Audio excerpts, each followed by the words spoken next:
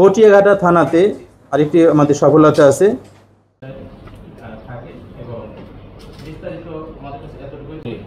কোনো প্রার্থী বা প্রার্থীর আত্মীয় যেন কোনো রকম আগামী 31শে আগস্ট আমাদের মাননীয় আইজিপি মহোদয়, মাননীয় রেঞ্জ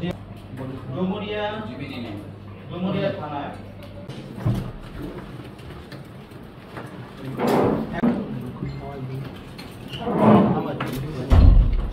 এবং পারিবারিক বিবাহ মানে নির্যাতনের জের ধরেই সে হত্যাকাণ্ড পরিকল্পনা করে। হত্যাকাণ্ড সংঘটিত হওয়ার 1 মাস আগে জনাব শামীমের স্ত্রী ফাতেমা আক্তার বৃষ্টি তার ভাইকে ফোন দেয়, জনাব ওবায়দুল্লাহ হাওলাদার ইমনকে ফোন দিয়ে বাসায় আসতে বলে যে একটা কাজ আছে। ফোনে সেটা জানায় না এবং 20 তারিখে ওবায়দুল্লাহ ওই বাসাতে আসে।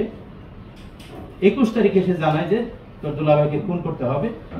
22 তারিখে তারা চূড়ান্তভাবে পরিকল্পনা গ্রহণ করে আজকেই তাকে খুন করতে হবে, আজকে তাকে হত্যা করতে হবে এবং তারই ফলশ্রুতিতে এই হত্যাকাণ্ডটা সংঘটিত হয়।